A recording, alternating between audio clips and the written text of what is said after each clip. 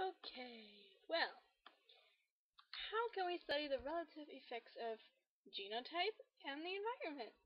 Selective breeding, bimodal distribution, two completely different graphs, one maize bright and one maize dull, ended up only breeding rats who could run a particular maize shape. Maize bright rats raised in a restricted environment lose intelligence. Maize dull rats raised in an enriched environment gain intelligence. What about humans?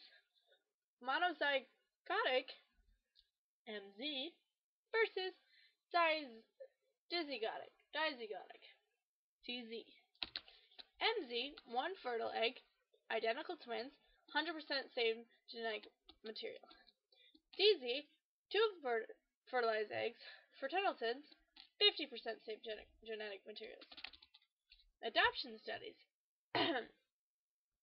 Monozygotic twins reared in different homes, but adopted children may not be representative of the larger population. Compare concordance rates for co-twins. If concordance rate of MZ twins is higher than the ZZ twins, then there is a strong genetic influence on development. But MZ twins look alike. A zygote is a fertilized egg. Sperm plus egg equals zygote. If all goes well, cell division results in a 100 trillion cell person. Each cell of the human body. Everybody has 22 pairs of autosomes. One pair of sex chromosomes. A female is XX and a male is XY. Identical in every cell of the body except sperm and ova, which have half a genetic material. It is always both nature and nurture. Always. Let's review. So, in order to study the relative effects of genotype and the environment, nature versus nurture, we need to select breeding, bimodal distribution, two completely different graphs. One was the maize bright and the other was maize dull. The maize bright, remember we used rats, so the maize bright rats were raised in a very small restricted environment and their IQ dropped. Maize dull rats, they were raised in a very enriched environment and their IQ was raised.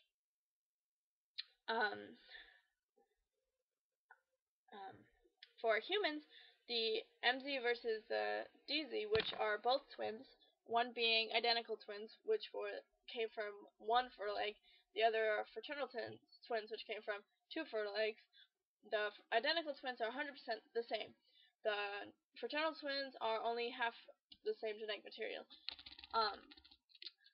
So the identical twins, they are put in different homes. The adopted children, they are not representative of the larger population. I'm not really sure what that means because this isn't my notes, but moving on.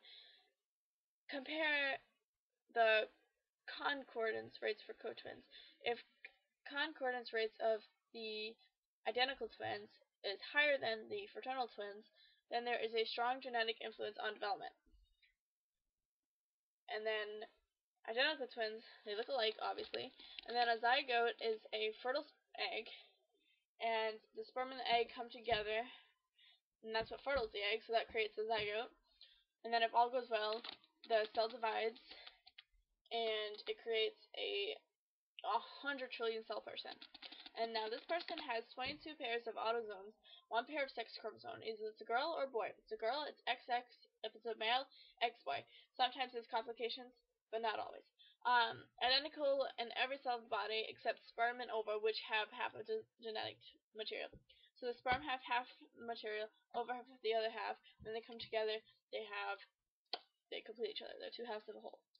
And then it is always both nature and nurture that have an effect.